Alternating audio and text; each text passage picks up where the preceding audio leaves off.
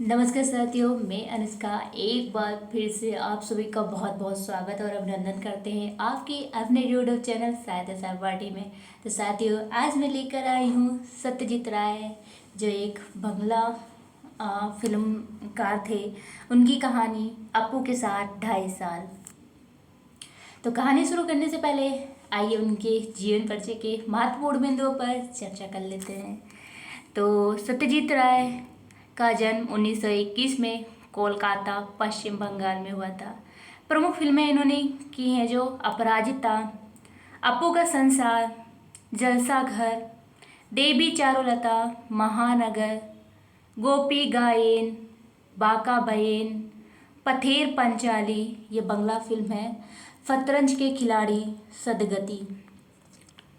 प्रमुख रचनाएं जो हैं इनकी प्रोफेसर शंकु के कारनामे, सोने का किला, जहांगीर की स्वर्ण मुद्रा, बादशाही अंगूठी आदि। इनको जो प्रमुख सम्मान मिले थे उनमें से फ्रांस का लेजेंड डी ऑनर, पूरे जीवन की उपलब्धियों पर ऑस्कर और भारत रत्न सहित फिल्म जगत का हर महत्वपूर्ण सम्मान। इनकी जो मृत्यु हुई थी वो 1992 में हुई थी। तो ये एक पटकथा लेखक भी थे, फिल्म निर्देशक भी थे और ये गीत संयोजन निर्देशन के अलावा किशोर के लेखन का भी काम बहुत ही संजीदगी से किया था। तो ये जो पथेर पंचाली है ये एक बंगला फिल्म है, इससे ही इनको अंतर्राष्ट्रीय ख्याति प्राप्त हुई थी। तो चलो अब देर न करते हुए कहानी की ओर चलते हैं। अब पथेर पंचाली फिल्म की शूटिंग का काम 2.5 साल तक चला था। इस 2.5 साल के कालखंड में हर रोज़ तो शूटिंग होती नहीं थी। मैं तब एक विज्ञापन कंपनी में नौकरी करता था। नौकरी के काम से जब फुर्सत मिलती थी तब शूटिंग करता था। मेरे पास उस समय पर्याप्त पैसे भी नहीं थे। पैसे ख़त्म होने के बाद फिर से पैसे जमा होने तक शूटिंग स्थगित करनी पड़ती थी। शूटिंग का आरंभ करने से पहले फिल्म में काम करने के लिए कलाकार इकट्ठा करने का एक बड़ा आयोजन हुआ। विशेषकर अपू की भूमिका निभाने के लिए 6 साल का लड़का मिल ही नहीं रहा था। आखिर मैंने अखबार में उस संदर्भ में एक इश्तहार दिया। रास बिहारी एवेन्यू की एक बिल्डिंग में मैंने एक कमरा भाड़े पर लिया था। वहाँ पर बच्चे इंटरव्यू के लिए आते थे। बहुत से लड़के आए, लेकिन अपू की भूमिका के लिए मुझे जिस तरह का लड़का चाहिए था वैसा एक भी नहीं था। एक दिन एक लड़का आया जिसकी गर्दन पर लगा पाउडर देखकर मुझे शक हुआ। नाम पूछने पर नाजुक आवाज़ में वह बोला, टिया। उसके साथ आए उसके पिताजी से मैंने पूछा, क्या अभी अभी इसके बाल कटवाकर यहाँ ले आए हैं? वे सज्जन पकड़े गए। सच छिपा नहीं सके, बोले, असल में यह मेरी बेटी है। अपू की भूमिका मिलने की आशा से उसके बाल कटवाकर आपके यहाँ ले आया हूँ। विज्ञापन देखकर भी अपू की भूमिका के लिए सही तरह का लड़का न मिलने के कारण मैं तो बेहाल हो गया। आखिर एक दिन मेरी पत्नी छत से नीचे आकर मुझसे बोली, पास वाले मकान की छत पर एक लड़का देखा, ज़रा उसे बुलाइए तो। आखिर हमारे पड़ोस के घर में रहने वाला लड़का सुबीर बनर्जी ही पथेर पंचाली में अपू बना। फिल्म का काम आगे भी 2.5 साल चलने वाला है, इस बात का अंदाज़ा मुझे पहले नहीं था। इसीलिए जैसे तैसे दिन बीतने लगे, वैसे वैसे मुझे डर लगने लगा।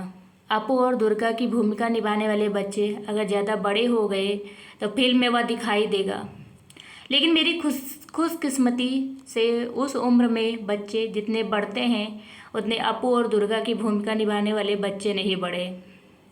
इंदिरा ठाकुरन की भूमिका निभाने वाली 80 साल की उम्र की चुन्नी बाला देवी 2.5 साल तक काम कर सकी।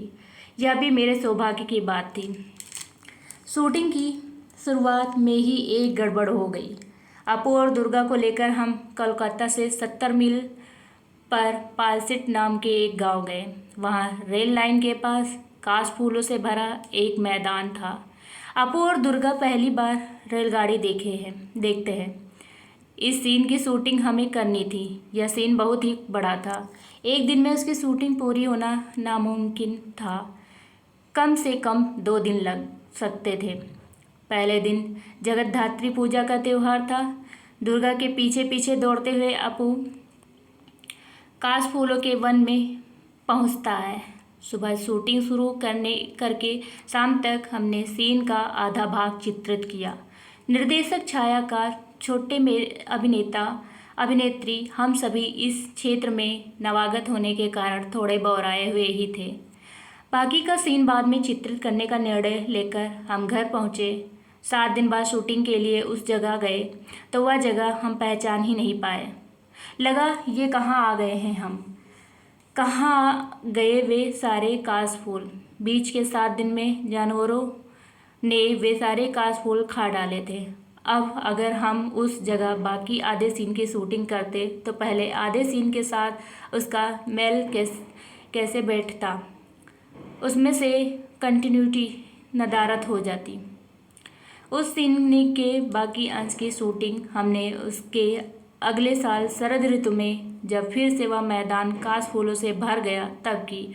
उसी समय रेलगाड़ी के भी शॉट्स लिए, लेकिन रेलगाड़ी के इतने शॉट्स थे कि एक रेलगाड़ी में काम नहीं चला। एक के बाद एक 3 रेलगाड़ियों को हमने शूटिंग के लिए इस्तेमाल किया। सुबह से लेकर दोपहर तक इतनी रेलगाड़ियाँ उस लाइन पर से आ जाती हैं, या पहले ही टाइम टेबल देखकर जान लिया था। हर एक ट्रेन एक ही दिशा में जाने वाली थी। जिस स्टेशन से वे रेलगाड़ी आने वाली थी उस स्टेशन पर हमारी टीम के अनिल बाबू थे। रेलगाड़ी स्टेशन से निकलते समय अनिल बाबू भी इंजन ड्राइवर की कैबिन में चढ़ते थे, क्योंकि गाड़ी के शूटिंग की जगह के पास आते ही बॉयलर में कोयला डालना जरूरी था ताकि काला धुआं निकले। सफ़ेद काशफूलों की पृष्ठभूमि पर अगला काला धुआं नहीं आया तो दृश्य कैसे अच्छा लगेगा। पथेर पंचाली फिल्म में जब यह सीन दिखाई देता है तब दर्शक पहचान नहीं पाते कि उस सीन में हमने 3 अलग अलग रेलगाड़ियों का इस्तेमाल किया है। आज के डीजल और बिजली पर चलने वाले इंजनों के युग में वह दृश्य उस प्रकार से हम चित्रित न कर सकते। आर्थिक अभाव के कारण बहुत दिनों तक हमें अलग अलग समस्याओं से जूझना पड़ा।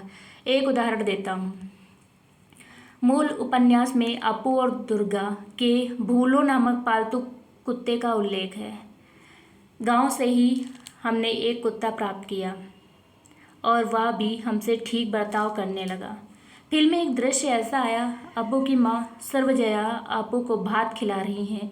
भूलो कुत्ता दरवाजे के सामने आंगन में बैठकर अपू का भात खाना देख रहा है। अपू के हाथ में छोटे तीर कमान है। खाने में उसका पूरा ध्यान नहीं है। वह माँ की ओर पीठ करके बैठा हुआ है। वह तीर कमान खेलने के लिए उतावला है। अपू खाते खाते ही कमान से तीर छेड़ता है। उसके बाद खाना छोड़कर तीर वापस लाने के लिए जाता है। सर्वजया बाएं हाथ में वह थाली और दाहिने हाथ में निवाला लेकर बच्चे के पीछे दौड़ती है, लेकिन बच्चे के भाव देखकर जान जाती है कि जब वह अब कुछ नहीं खाएगा। भूलो कुत्ता भी खड़ा हो जाता है। उसका ध्यान सर्वजया के हाथ में जो भात की थाली है उसकी ओर है। उसके बाद वाले शॉट में हमें ऐसा दिखाना था कि सर्वजया थाली में बचा भात एक गमले में डाल देती है और भोलू वह भात खाता है। लेकिन यह शॉट हम उस दिन नहीं ले सके क्योंकि सूरज की रोशनी ख़त्म हुई और उसी के साथ हमारे पास जो पैसे थे वे भी ख़त्म हुए। 6 महीने बाद फिर से पैसा इकट्ठा होने पर हम फिर बेडाल गांव में उस सीन का बाकी अंश चित्रित करने के लिए गए, लेकिन वहां जाने पर समाचार मिला कि भूलो कुत्ता अब इस दुनिया में नहीं है। अब क्या होगा? खबर मिली कि भूलो जैसा दिखने वाला एक कुत्ता गांव में है। अब लाओ पकड़ के उस कुत्ते को। सचमुच यह कुत्ता भूलो जैसा ही दिखता था। वह भूलो से ही बहुत ही मिलता जुलता था। उसके शरीर का रंग तो भूलो जैसा बादामी था ही, उसकी दुम का छोर भी भूलो के दुम की छोर जैसा ही सफ़ेद था। आखिर यह फेंका हुआ भात उसने खाया और हमारे उस दृश्य की शूटिंग पूरी हुई। फिल्म देखते समय यह बात किसी के भी ध्यान में नहीं आती है कि एक ही सीन में हमने भूलो की भूमिका में 2 अलग अलग कुत्तों के से काम लिया। और सिर्फ कुत्ते के संदर्भ में ही नहीं, आदमी के संदर्भ में भी ऐसी ही समस्या से पथेर पंचाली की शूटिंग के दौरान उलझना पड़ा था। श्रीनिवास नामक घूमते मिठाई वाले से मिठाई खरीदने के लिए अपू और दुर्गा के पास पैसे नहीं है। वे तो मिठाई खरीद नहीं सकते, इसीलिए अपू और दुर्गा उस मिठाई वाले के पीछे पीछे मुखर्जी के घर के पास जाते हैं। मुखर्जी अमीर आदमी है, वे तो मिठाई ज़रूर खरीदेंगे और उनका मिठाई खरीदना देखने में ही अपू और दुर्गा की खुशी है। इस दृश्य का कुछ अंश चित्रित होने के बाद हमारी शूटिंग कुछ महीनों के लिए स्थगित हो गई। पैसे हाथ आने पर फिर जब हम उस गांव में शूटिंग करने के लिए गए, तब खबर मिली कि श्रीनिवास मिठाई वाले की भूमिका जो सज्जन कर रहे थे, उनका देहांत हो गया। अब पहले वाले श्रीनिवास का मिलता जुलता दूसरा आदमी कहाँ से मिलेगा? आखिर श्रीनिवास की भूमिका के लिए हमें जो सज्जन मिले, उनका चेहरा पहले वाले श्रीनिवास से मिलता जुलता नहीं था, लेकिन शरीर से वे पहले श्रीनिवास जैसे ही थे। उन्हीं पर हमने दृश्य का बाकी अंश चित्रित किया। फिल्म में दिखाई देता है कि एक नंबर निवास श्रीनिवास बांसबन में से बाहर आता है और अगले शॉट में 2 नंबर श्रीनिवास कमरे की ओर पीट करके मुखर्जी के घर के गेट के अंदर जाता है। पथेर पंचाली फिल्म अनेक लोगों ने एक से अधिक बार देखी है, लेकिन श्रीनिवास के मामले में यह बात किसी के ध्यान में नहीं आई। ऐसा मैंने नहीं सुना। श्रीनिवास के सीन में ही एक ही शॉट के वक्त हम बिल्कुल तंग आ गए थे, और वह भी उस भूलो कुत्ते की वजह से। छोटे से पुकुर के पार मिठाई वाला खड़ा है और उस पार अपने घर के पास अपू दुर्गा मिठाई वाले की ओर ललचाई नज़र से देख रहे हैं। क्यों मिठाई खरीदेंगे? मिठाई वाले के इस सवाल का वे ना में जवाब देते हैं। तब मिठाई वाली मुखर्जी के घर की ओर जाने लगता है। दुर्गा अपू से कहती है, चल हम भी जाएंगे। भाई बहन दौड़ने लगते हैं और उसी समय पीछे झुरमुट में बैठा भूलो कुत्ता भी छलांग लगाकर उनके साथ दौड़ने लगता है। हमें ऐसा सीन लेना था, लेकिन मुश्किल यह कि यह कुत्ता कोई हॉलीवुड का सिखाया हुआ नहीं था, इसीलिए यह बताना मुश्किल ही था कि वह अपू दुर्गा के साथ भागता जाएगा या नहीं। कुत्ते के मालिक से हमने कहा था, अपू दुर्गा जब भागने लगते हैं तब तुम अपने कुत्ते को उन दोनों के पीछे भागने के लिए कहना। लेकिन शूटिंग के वक्त दिखाई दिया कि वह कुत्ता मालिक की आज्ञा का पालन नहीं कर रहा है। इधर हमारा कैमरा चालू ही था, कीमती फिल्म जाया हो रही थी और मुझे बार बार चिल्लाना पड़ रहा था, कट कट। अब यह धीरज रखने के सिवा दूसरा उपाय नहीं था। अगर कुत्ता बच्चों के पीछे दौड़ा तो ही वह उनका पालतू कुत्ता लग सकता था। आखिर मैंने दुर्गा से अपने हाथ में थोड़ी मिठाई छिपाने के लिए कहा और वह कुत्ते को दिखाकर दौड़ने को कहा। इस बार कुत्ता उनके पीछे भागा और हमें हमारी इच्छा के अनुसार शॉट मिल गया। पैसे की कमी के कारण ही बारिश का दृश्य चित्रित करने में बहुत मुश्किल आई थी। बरसात के दिन आए और गए, लेकिन हमारे पास पैसे नहीं थे, इस कारण शूटिंग बंद थी। आखिर जब हाथ में पैसे आए तब अक्टूबर का महीना शुरू हुआ था। शरद ऋतु में निरभ्र आकाश के दिनों में भी शायद बरसात होगी। इस आशा से मैं अपू और दुर्गा की भूमिका करने वाले बच्चे, कैमरा और तकनीशियन को साथ लेकर हर रोज़ देहात में जाकर बैठा रहता था। आकाश में एक भी काला बादल दिखाई दिया तो मुझे लगता था कि बरसात होगी। मैं इच्छा करता वह बादल बहुत बड़ा हो जाए और बरसने लगे। आखिर एक दिन हुआ भी वैसा ही। शरद ऋतु में भी आसमान में बादल छा गए और धुआंधार बारिश शुरू हुई। उसी बारिश में भीगकर दुर्गा भागती हुई आई और उसने पेड़ के नीचे भाई के पास आसरा लिया। भाई बहन एक दूसरे से चिपक कर बैठे। दुर्गा कहने लगी, नेबूर पाता कर मचा, हे वृष्टि घरे जा। बरसात ठंड। आपू का बदन खुला। प्लास्टिक के कपड़े से ढके कैमरे को आंख लगाकर देखा तो वह ठंड लगने के कारण सिहर रहा था। शॉट पूरा होने के बाद दूध में थोड़ी ब्रांडी मिलाकर दी और भाई बहन का शरीर गर्म किया। जिन्होंने पथेर पंचाली फिल्म देखी है वे जानते ही हैं कि वह शॉट बहुत अच्छा चित्रित हुआ है। शूटिंग की दृष्टि से गोपाल ग्राम की तुलना में बोडाल गांव हमें अधिक उपयुक्त लगा। बाबू दुर्गा का घर अबू का स्कूल, गांव के मैदान, खेत, पुकुर, आम के पेड़, बांस की झुरमुट, ये सभी बातें बोडाल गांव में और आसपास हमें मिली। अब उस गांव में बिजली आ गई है, पक्के घर, पक्के रास्ते बने हैं। उस जमाने में वे नहीं थे।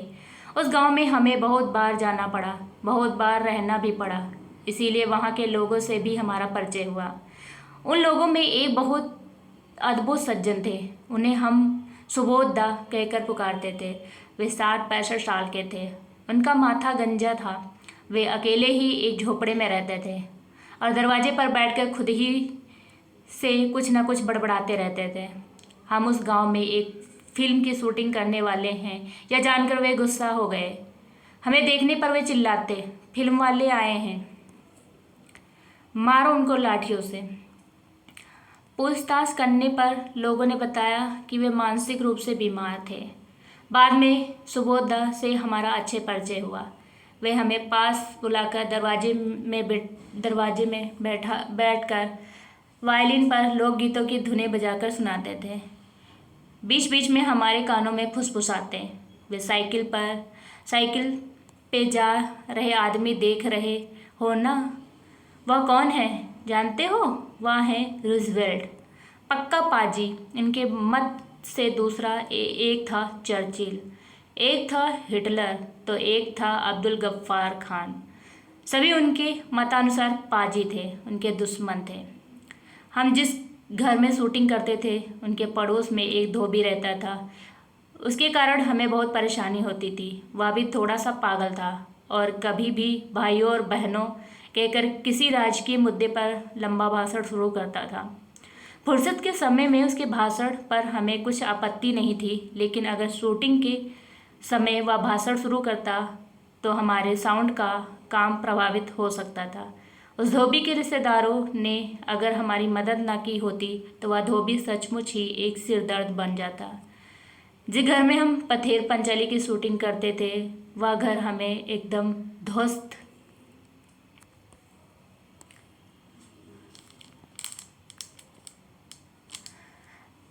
अवस्था में मिला था। उसके मालिक कलकत्ता में रहते थे, उनसे हमने वह घर शूटिंग के लिए भाड़े पर लिया था। उस घर की मरम्मत करके उसे शूटिंग के लिए ठीक ठाक करवाने में हमें लगभग 1 महीना लगा। उस घर के एक हिस्से में एक के पास ऐसे कुछ कमरे थे वे हमने फिल्म में नहीं दिखाए। उन कमरों में हम अपना सामान रखा करते थे।